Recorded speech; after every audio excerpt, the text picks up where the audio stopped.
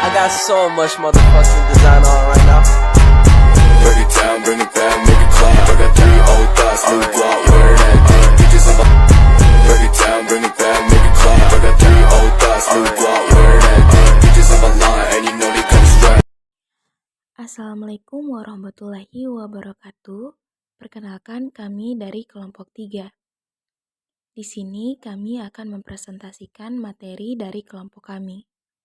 Sebelumnya, mohon maaf apabila terdapat banyak kesalahan pada materi-materi yang kami bawakan. Terima kasih.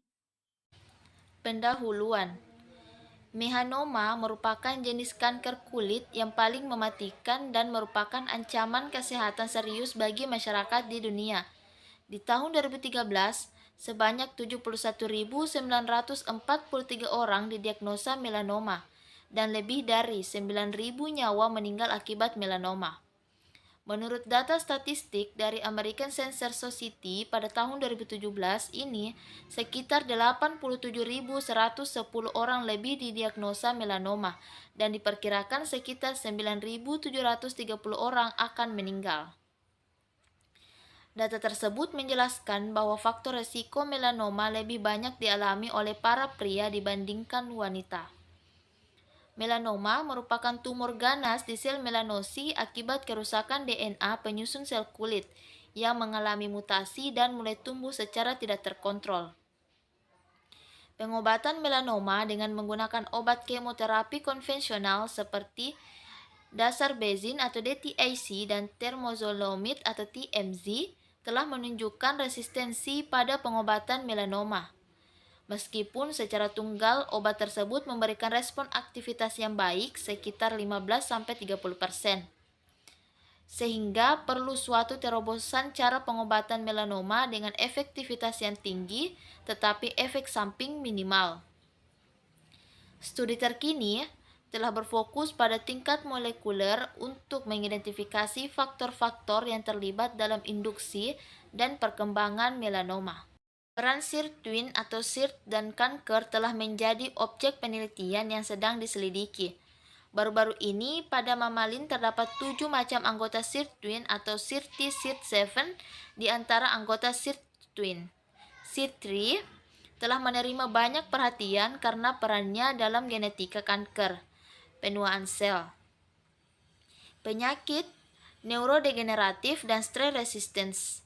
Overekspresi SIRT3 pada sel kanker mampu menjaga level spesies oksigen reaktif atau reaktif oksigen spesies dalam jumlah yang sesuai untuk mempertahankan proliferasi dan agresivitas fenotip, sehingga mencegah apoptosis yang berujung pada karsinogenesis. Berdasarkan penelitian in vitro yang dilakukan oleh George dan kawan-kawan pada tahun 2016, ditemukan bahwa SIRT3 ini overekspresi pada jaringan sel melanoma manusia, serta telah ditemukan bahwa derivat senyawa stilben 4-bromo resveratrol memiliki aktivitas terhadap SIRT3 pada sel melanom manusia dengan menghambat proliferasi sel dan menginduksi apoptosis.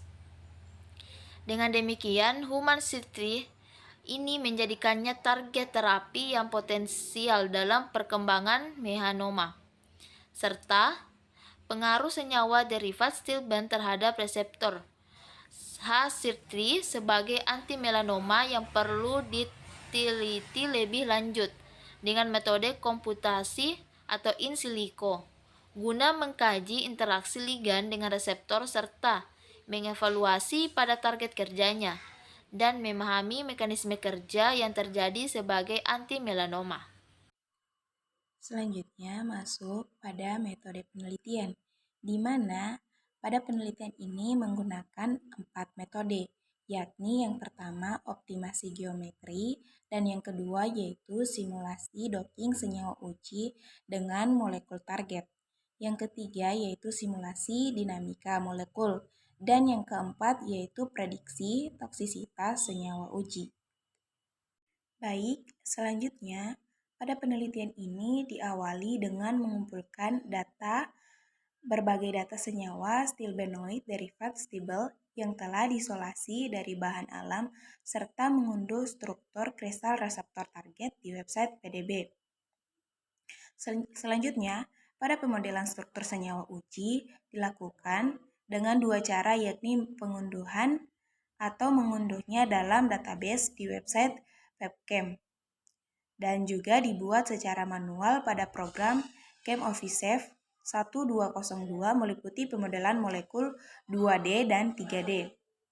Selanjutnya senyawa uji dipilih 20 senyawa yang selanjutnya dilakukan optimasi geometri pada perangkat lunak Gaussian 09 menggunakan metode DFT atau Desincry Functional Theory dengan basis set 6-31G.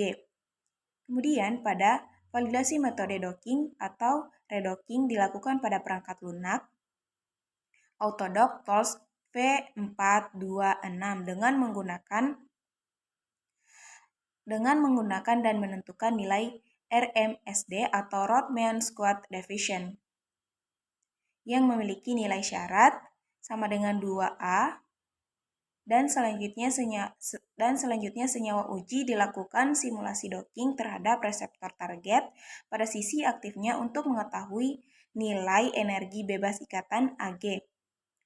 Kemudian pada kompleks protein ligan nilai konstanta inhibisi Ki senyawa uji serta dilihat berinteraksi ikatan hidrogen setara ligan dengan reseptor.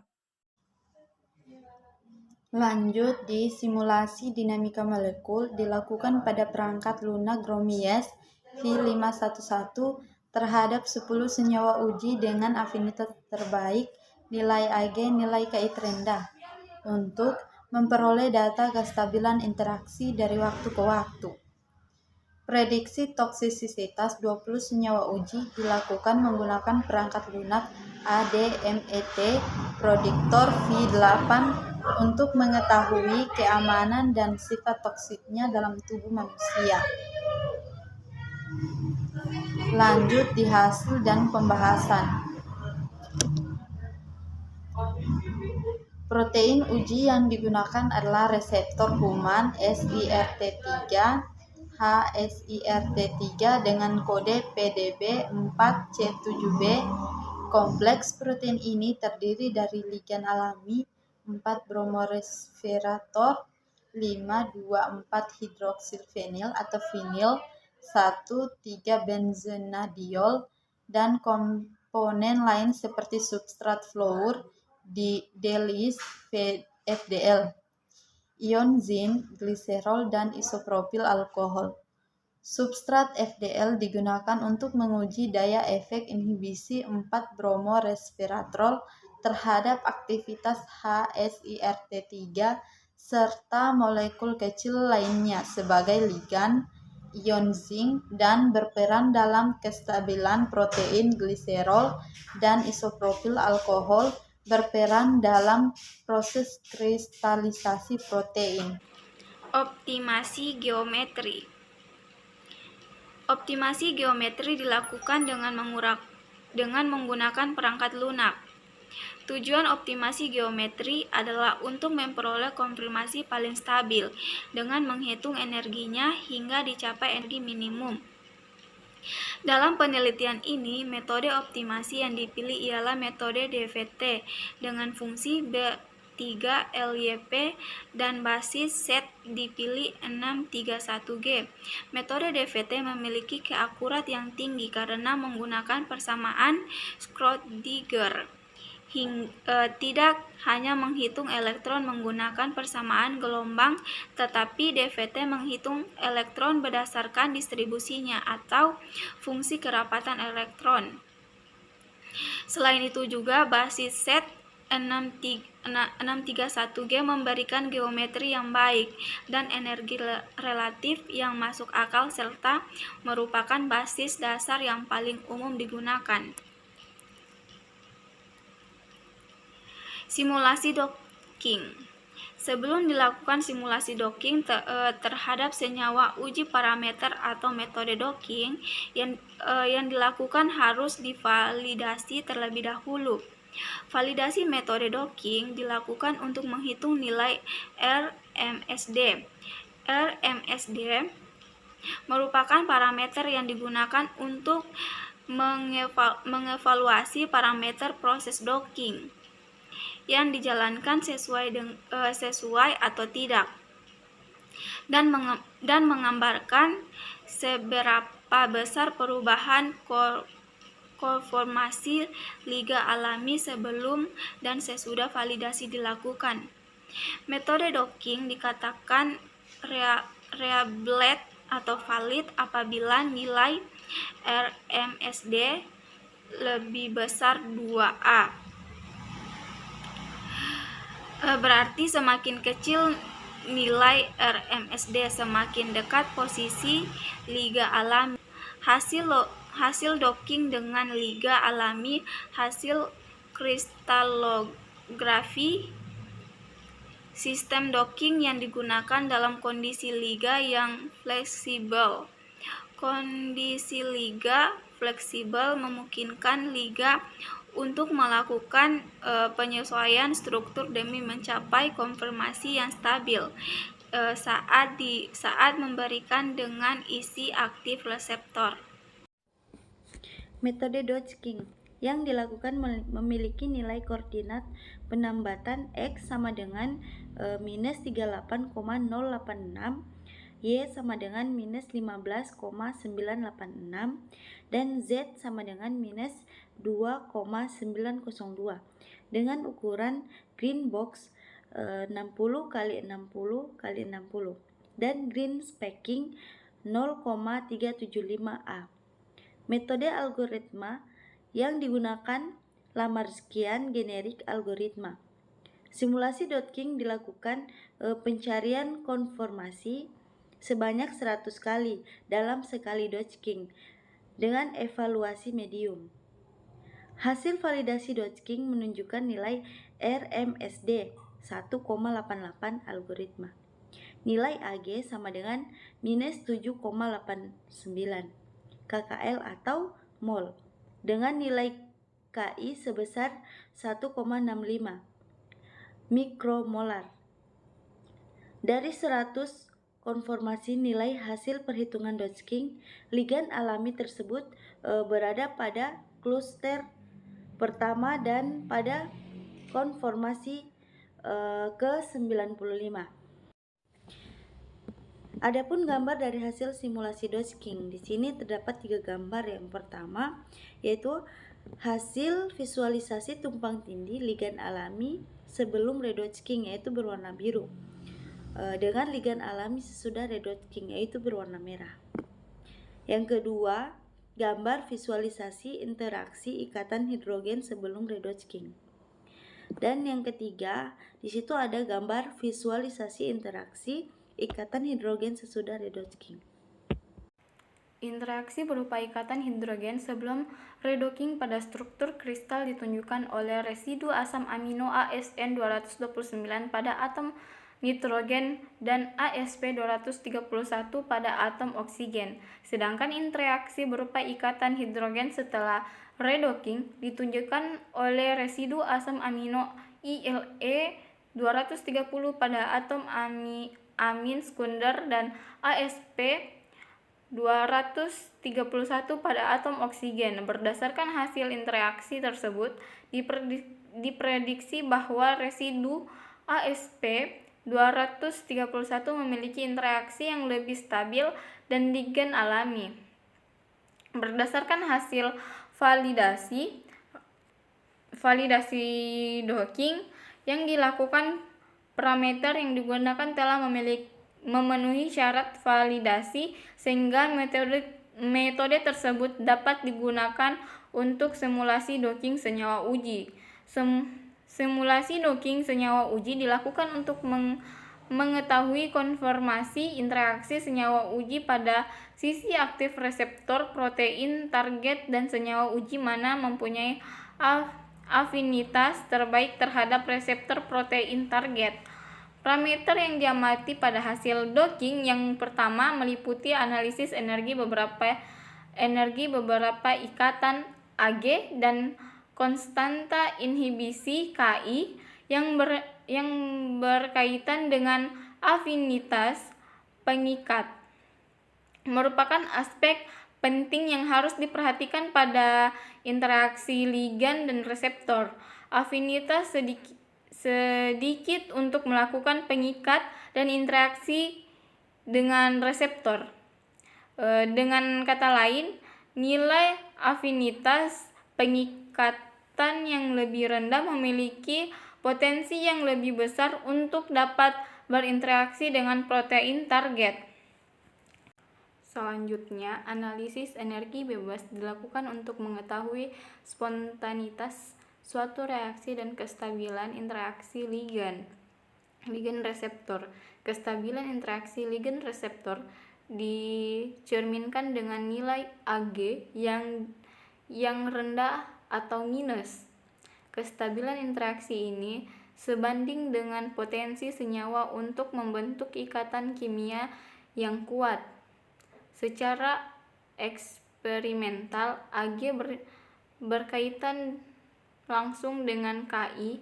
Hal tersebut sesuai dengan persamaan Ag sama dengan RT/INKI. Dengan demikian, nilai Ag mampu memprediksi kemampuan suatu senyawa dalam menghambat protein.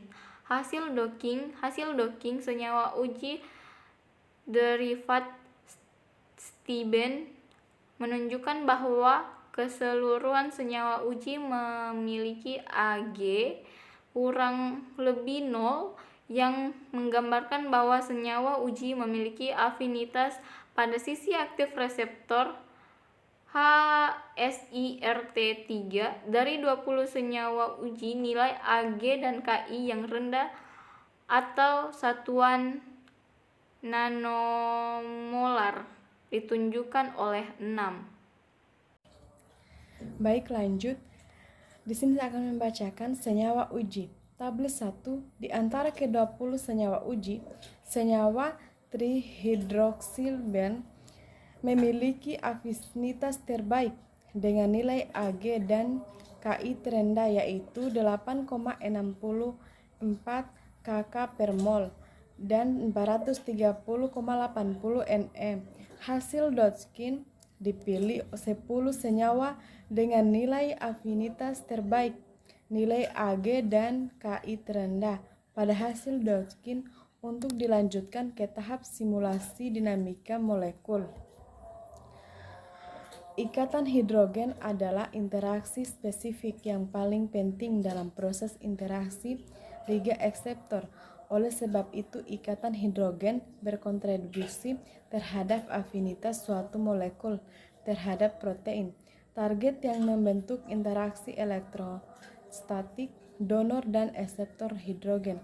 Analisis interaksi ikatan hidrogen memiliki kriteria interaksi hidrogen. Sebagai donor dan akseptor hidrogen ialah lengan jarak ikatan kurang 3,9 A. Pada gambar di atas menunjukkan interaksi ikatan hidrogen senyawa uji HSIRT3. Pada gambar tersebut dapat diamati bahwa residu asam amino yang terlibat dalam interaksi adalah Le230, ASP231, TYRI 171 dan GLUI 198. Hal ini sejalan dengan interaksi ikatan hidrogen pada struktur kristal dan hasil validasi Dodgkin bahwa residu ASP231 memprediksi memiliki interaksi yang stabil antara senyawa derivat stabil dengan HSR3. Senyawa uji yang memberikan pada residu asam amino yang sama dengan liga alami dapat diprediksi mempunyai afinitas biologis yang sama dengan liga alaminya. Simulasi dinamika molekul. Simulasi dinamika molekul antara protein HACCR3 dengan 10 senyawa uji terbaik hasil simulasi docking dilakukan dengan menggunakan perangkat lunak GROMACS V511. Tujuan dilakukannya simulasi dinamika molekul ialah untuk mengkaji kestabilan interaksi protein dengan ligan dalam kondisi yang dibuat semirip mungkin dengan fisiologis tubuh manusia dalam rentang waktu tertentu.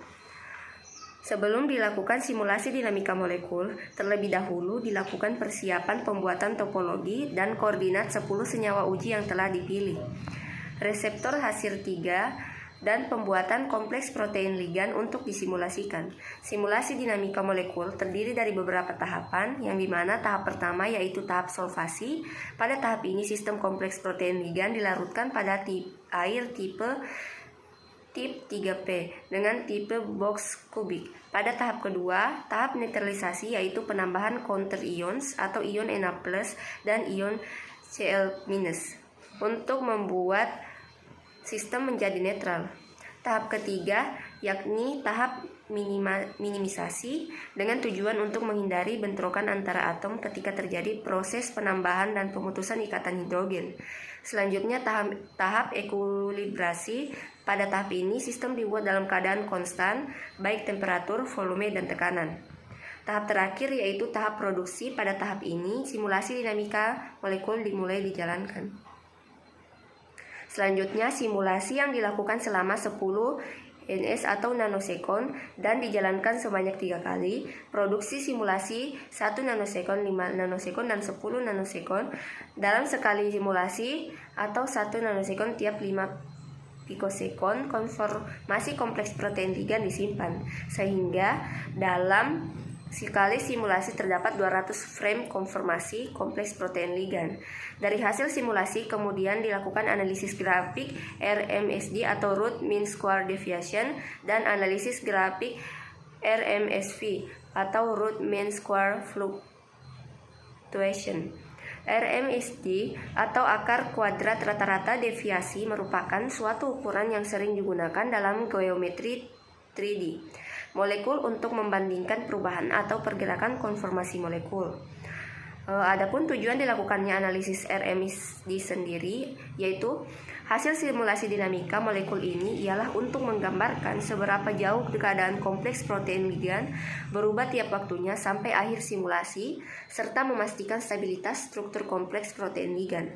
Data RMSD tersebut dijelaskan dalam bentuk grafik yang diplotkan antara nilai RMSD atom backbone protein terhadap waktu simulasi. Selanjutnya, berdasarkan grafik RMSD hasil simulasi dinamika molekul kompleks protein ligan yang menunjukkan kestabilan ditandai oleh nilai RMSD-nya yang lebih dari 1,5. Karena pada saat simulasi dari awal hingga akhir grafik RMSD cenderung konstan, tidak terjadi fluktuatif. Grafik RMSD yang konstan menandakan bahwa interaksi yang terjadi antara protein dan senyawa uji sangat stabil, sehingga protein cenderung mempertahankan strukturnya. Pada grafik RMSD sistem protein, grafik cenderung fluktuatif dan tidak konstan dengan kisaran nilai RMSD-nya backbone 1-3 dengan adanya interaksi senyawa uji pada sisi aktif HIRT3 mampu menurunkan grafik RMSD-nya. Sistem protein menjadi lebih konstan, yang dimana grafik RMSD yang menunjukkan ketidakstabilan dapat dilihat dari nilai RMSD yang besar yang terus mengalami fluktuasi dari awal simulasi hingga akhir simulasi. RMS atau akar kuadrat rata-rata fluktuasi adalah ukuran dari deviasi antara posisi partikel dan beberapa posisi referensi. Berbeda dengan RMSD, RMSF dihitung terhadap masing-masing residu asam amino penyusun protein, yakni melihat sejauh mana fluktuasi penggerakan masing-masing residu asam amino selama simulasi berlangsung. Nilai RMSF diukur saat energi Saat energi potensial memiliki fluktuasi terkecil, yaitu dimulai dari 1 ns hingga akhir simulasi. Tujuan dilakukan analisis RMSF hasil simulasi dinamika molekul ini ialah untuk melihat fleksibilitas residu asam amino pada sisi aktif. Fleksibilitas yang rendah menggambarkan kestabilan interaksi kompleks protein ligam. Fleksibilitas residu asam amino yang rendah menunjukkan adanya kestabilan interaksi pada daerah sisi aktif yang berikatan dengan senyawa uji karena atom-atom penyusun residu asam amino cenderung tidak hanya perubahan posisi pada saat simulasi dinamika molekul berlangsung. Baik, di sini saya akan menjelaskan tentang prediksi toksisitas. Nah, jadi tujuan dilakukannya tahapan ini ialah untuk memprediksi dan menilai kemungkinan toksisitas dan resiko-resiko yang muncul dari senyawa uji yang dapat berefek pada manusia. Nah, prediksi toksisitas ini sangat penting untuk dilakukan. Kenapa? Karena senyawa uji sebagai kandidat obat tidak hanya dibutuhkan aktivitas biologis yang baik, akan tetapi juga dibutuhkan senyawa yang mempunyai nilai toksisitas yang rendah. Nah, dalam penelitian ini, uji prediksi toksisitas dilakukan dengan menggunakan perangkat lunak ADMET Predicurve dengan volume 8.1. Adapun jenis toksisitas yang akan diuji yaitu antara lain toksisitas endokrin, dosis maksimum terapeutik yang direkomendasikan oleh MRTD, karsinogenisitas dan genotoksisitas, serta toksisitas terhadap jantung, efek samping terhadap hati manusia, toksisitas akut terhadap tikus, sensitivitas terhadap kulit dan pernapasan, dan yang terakhir toksisitas terhadap organ reproduksi. Nah, jadi resiko toksisitas yang dinyatakan dalam model ToxRix menunjukkan potensi toksisitas dari senyawa uji ToxRix yang menggambarkan beberapa parameter yang tidak memenuhi syarat pengujian toksisitas senyawa uji, di mana berdasarkan data WDI atau World Drug Index, di mana kriteria penilaian tersebut apabila nilai ToxRix itu di bawah 2 menjelaskan bahwa sebesar 83% pengujian toksisitas itu memenuhi syarat tidak menimbulkan toksisitas. Kemudian nilai ToxRix sama dengan 2 menjelaskan sebesar 11% pengujian toksisitas itu memenuhi syarat tidak menimbulkan toksisitas, dan jika nilai toksik atau ToxRix lebih besar dari 2 menjelaskan bahwa sebesar 6% pengujian toksisitas memenuhi syarat tidak menimbulkan toksisitas menurut Simulation Plus INS 2016. Nah, jadi berdasarkan nilai ToxRix menunjukkan bahwa seluruh senyawa uji itu memiliki nilai ToxRix kurang dari 2 yang menunjukkan bahwa seluruh senyawa uji sebesar 83% tidak menyebabkan toksisitas pada tubuh manusia. Nah, baik, berdasarkan penjelasan-penjelasan tersebut dapat disimpulkan bahwa yang pertama, berdasarkan nilai AG hasil simulasi docking itu diperoleh 10 senyawa dengan afinitas terbaik, yang diantaranya ada dihidroksileban 3, tetrahidroksileban 2, efiniferin, refleksileben 2, aripin 14, tetrahidroksileban 4, aripin 10, bambusifolol, SB1 dan ginetin L, yang dimana dengan nilai delta G berturut-turut yaitu minus 8,68, minus 8,41, minus 8,39, minus 8,39, minus 8,28, minus 8,22, minus 8,17, minus 7,75, minus 7,70, dan terakhir minus 7,62 kKa per mol. Yang kedua, hasil simulasi dinamika molekul selama 10 ns yang menunjukkan bahwa senyawa tetrahidroksilaben 2, aripin 10 dan genetin L itu memiliki kestabilan interaksi terhadap HSIRT 3 yang ditunjukkan oleh grafik RMSD dan RMSF. Yang ketiga, hasil prediksi toksisitas di mana seluruh senyawa uji itu menjelaskan bahwa sebesar 8,3% senyawa uji itu tidak menimbulkan toksisitas, yang dimana berdasarkan hasil penelitian tersebut diketahui bahwa senyawa tetrahidroksilaben 2 itu berpotensi memiliki kandidat senyawa inhibitors HISRE3 dengan afinitas yang tinggi dan resiko toksisitas yang minimal.